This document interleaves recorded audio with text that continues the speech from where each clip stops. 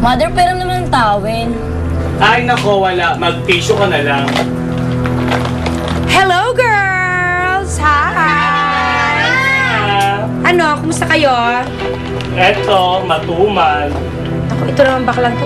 Matagal ka nang matumal, no? Hindi ka pa nasanay. Ano na? Mother, napasyal ka. Babalik ka na ba? Hindi, no? Hindi na ako babalik dito. Iba na ako ngayon. Mayaman na ako. Bakit? Ay, naku, basta. Abangan ninyo. Abangan niyo yung kwento ni Gwyneth at lalabas ako doon. Ako ang susi ng katotohanan. Ah, talaga? Bakit nagkita na bang mag-ina? Ay, abangan. Hindi ko sasabihin. Teka, kaya ako nagpunta dito. Kaya ako bibigay sa inyo dalawa. Baka naman sabihin nyo nakalimutan ko na kayo at wala akong utang na loob. Teka, sobra yan, guys. Ay, Ito, oo. Ayun na. Ayan. Wow, winner si Mother. Thank you, Mother, sa Sure. Wow, businesswoman. Hindi naman. Pero for now, magsha-shopping muna ako, no? Dapat lang pasahin ko muna yung sarili ko paminsan-minsan. Tama. Sama naman dyan, Mother. Che, binigyan na kita na mag-shopping ka mag-isa mo. Siya na! Bye! Bye! See ya!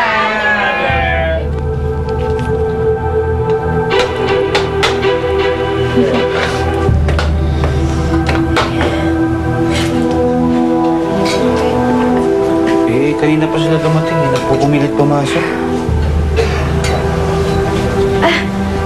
Good morning, Helen. Si Ninyo, gising na. Alas 7 pa siya gigising. Buti na lang maaga ako dumating dito. Ayan. May party? Ano ka ba? First breakfast namin tong mag-ina, so I want it to be special.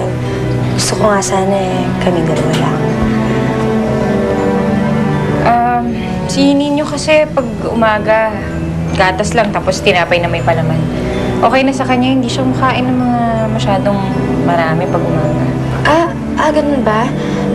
Pasensya ka na kasi hindi ko alam kung anong ihahanda ko, kaya niluto ko na lang to lahat.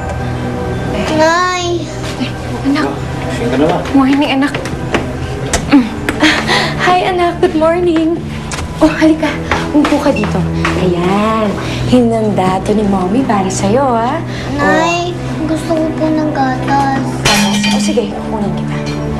Hindi po si nanay na lang kasi masarap siya magtimpla. O sige anak, igagawa kita ng gatas, ha?